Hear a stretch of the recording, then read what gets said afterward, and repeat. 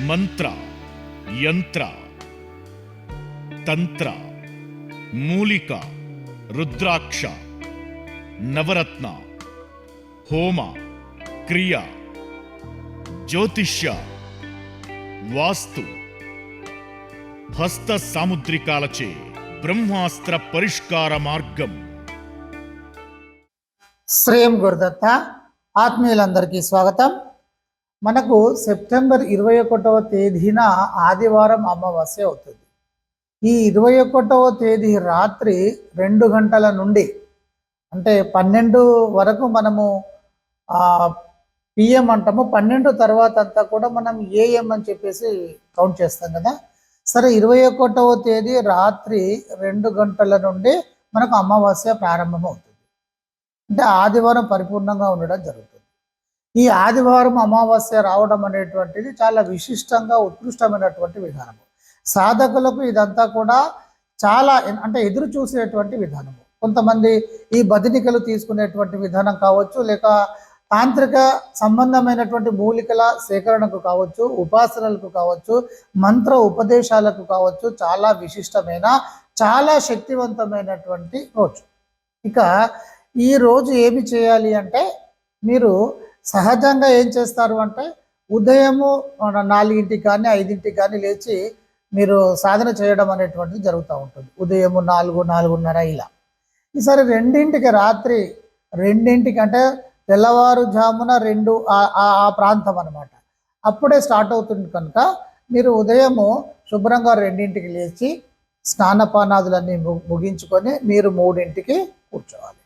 3ంటికి సాధనకు కూర్చొని మీరు 3 నుండి 6 వరకు చేసుకోవచ్చు, 7 వరకు చేసుకోవచ్చు. మీ సమయాన్ని బట్టి మీ సాధనను బట్టి మీరు చేయండి. అయితే మరి ఏమి చేయాలి గురువుగారు అని అనుకున్నప్పుడు, ఆల్రెడీ మంత్ర ఉపాసకులు మంత్ర సాధనలు తీసుకున్న ఎవరైనా సరే, ఇక్కడ ఏ గురుగారి దగ్గర తీసుకున్నా ఏదైనా సరే, మీరు ఇప్పుడు చెప్పినటువంటి సమయాన్ని మీరు ఉపయోగించుకునేటువంటి ప్రయత్నం చేయండి. ఈ సమయంలో మీకు ఇచ్చినటువంటి శక్తివంతమైనటువంటి మంత్ర విధానాన్ని అనుసరించాలి. అంటే మీ ఇష్ట దైవంది కావచ్చు, లేక మీరు ఉపాసిత దేవి లేదా దేవత ఏ మంత్రమైనా సరే, మీరు అద్భుతంగా మీరు ఈ సాధన అనేటువంటిది మీరు కొనసాగించవచ్చు. అలా కాకుండా గురుగారు మాకేది మంత్రోపదేశం లేదు అనుకున్నప్పుడు, నేను నిన్న ఒక దుర్గా నవరాత్రుల సందర్భంగా చేసుకోదగినటువంటి ఒక మంత్ర విధానాన్ని పెట్టాను. అదన్నా మీరు చేసుకునేటువంటి ప్రయత్నం చేసుకోండి. ఇక అది కూడా మీకు ఇబ్బంది అని అనుకున్నప్పుడు, అంటే చేయలేనటువంటి పరిస్థితి ఉంటే, మనస్కరించకపోతే మీరు శుభ్రంగా నామజపాన్ని చేసేటువంటి ప్రయత్నం చేయండి. లేదు, మీకు ఇష్టదైవంగా ఉండేటువంటి ఆంజనేయ దండకం కావచ్చు, భైరవ అష్టకాలు కావచ్చు, అమ్మవారి దండకం కావచ్చు, ఇలా ఏదైనా సరే మీరు చేసేటువంటి ప్రయత్నం చేయండి. చాలా శక్తివంతమైనటువంటి విధానము, మీరు అనుసరించేటువంటి ప్రయత్నం చేయండి. ఇక ఎందుకంటే ఇది మనకు రాదు. మరి ఒక్కొక్కరికి 2 లేదా 3 మంత్ర సాధనలు, 3 మంత్ర ఉపాసనలు చేసుకునేటువంటి వారు ఉంటారు. కామ్య మంత్రంలో సమస్యలను నిర్మూలనం చేసుకునేటువంటి విధంగా అన్నిటికీ ఒకటే ఉండదు బిడ్డ.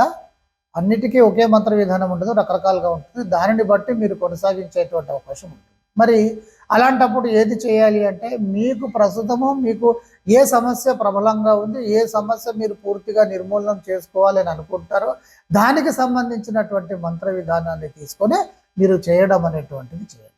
చాలా శక్తివంతంగా ఉపయోగించుకోండి. మనకు ఈ ఆదివారం అమావాస్యలు కానీ, పౌర్ణమి కానీ, తర్వాత ఈ శుక్రవారం పౌర్ణమి కానీ లేదా పౌర్ణమి కానీ, చంద్రగ్రహణము, సూర్యగ్రహణము, ఇలాంటి సందర్భాలలో చాలా విశిష్టత ఉంటుంది. ఇక్కడ కాస్మిక్ రేసెస్ అనేటువంటిది ఉంటుంది కదా బిడ్డ, కాస్మిక్ ఎనర్జీ అంటారు. విశ్వశక్తి అనేటువంటిది ఎక్కువగా రావడం మూలాన మన ఉపాసన బలం అనేటువంటిది విపరీతంగా తక్కువ సమయంలో పెరిగేటువంటి అవకాశం ఉంటుంది. కనుక మీరు చేసేటువంటి ప్రయత్నం చేయండి. అలాగే మంత్ర ఉపదేశాలు కావాలి అని అనుకునేటువంటి వారు ఎవరైనా సరే, దుర్గామాతకు సంబంధించినటువంటిది నేను ఒకటి పెట్టాను.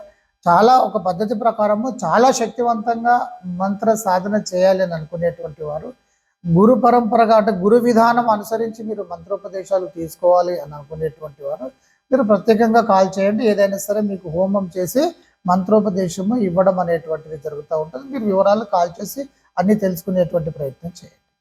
తర్వాత ఇప్పుడు చెప్పాను కదా బేట, చాలా శక్తివంతమైనటువంటి ఈ అమావాస్య అని చెప్పేసి. మీరు ఇక అలా కాదు, కొంతమందికి ఇప్పుడు ఆదివారం ఉంటుంది, ఆదివారము హాలిడే ఉంటుంది, సెలవు దినంగా ఉంటుంది. మరి అలాంటప్పుడు సరే ఒక మంచి ఇది ఒక పర్వదినంగా, ఇది ఒక గొప్ప పండుగగా మీరు భావించి మీరు ఏం చేయాలి అంటే, ఆ రోజంతా కూడా తక్కువ ఆహారం తీసుకుంటూ ఎక్కువ నీటిని తీసుకుంటూ మీరు సాధన ఇంట్లో చేయొచ్చు. సమస్యలు ఇబ్బందిగా ఉంటాయి. నిన్ననే ఒక దంపతులు వచ్చేసేసి ఏదో లవ్ మ్యారేజ్ చేసుకున్నారు. సరే సడన్గా ఇక ఏదో ఒక వాళ్ళ కర్మ వాటి వాటి వల్ల అబ్బాయికి ఏదో ప్రయోగం జరగడము. పెళ్ళైపోయి 3 సంవత్సరాలే అవుతుంది. 1 సంవత్సరం బాగున్నారు, 2వ సంవత్సరంలో ప్రయోగ బాధలు. ఆ బాబు చిక్కి శల్యం అవుతున్నాడు. ఈ అమ్మాయి ఏమో తల్లిదండ్రులందరినీ కాదనుకొని ఈ అబ్బాయిని పెళ్లి చేసుకోవడం జరిగింది. ఇప్పుడు పరిస్థితి ఇలా ఏం చేయాలి? అది బోర్నే విలపిస్తుంది.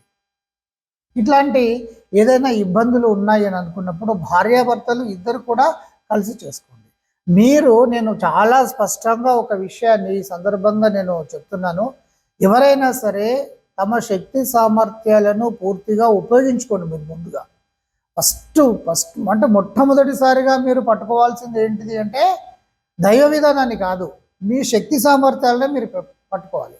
భగవంతుడు మీకు కళ్ళు, నోరు, ముక్కు, ఒక అద్భుతమైనటువంటి శరీరాన్ని ఇచ్చి అనంతమైనటువంటి శక్తి సామర్థ్యాలను అందులో పెట్టి మీరు ఉపయోగించుకునేటువంటి విధంగా మెదడును పరిపక్వంగా తయారు చేసి ఏ జీవికి లేనటువంటి విధంగా మనకి ఇవ్వడం జరిగింది.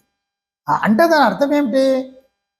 మీరు మీ శక్తి సామర్థ్యాలను పరిపూర్ణంగా ఉపయోగించుకోవాలి అని అర్థం.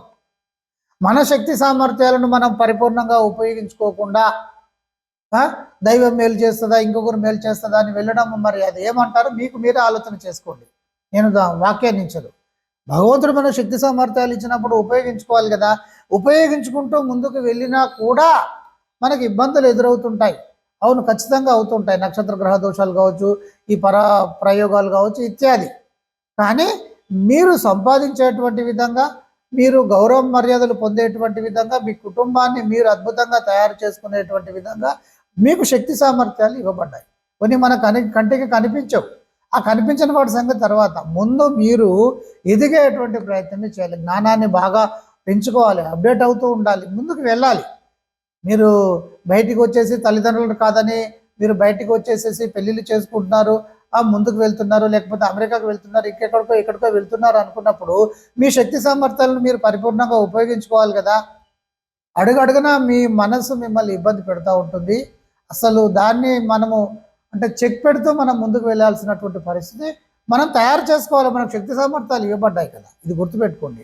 నేను మొట్టమొదట మీ శక్తిని పెంచుకోండి అని చెప్తాను, తర్వాతనే దైవశక్తి పట్టుకోవాలని చెప్తుంటాను.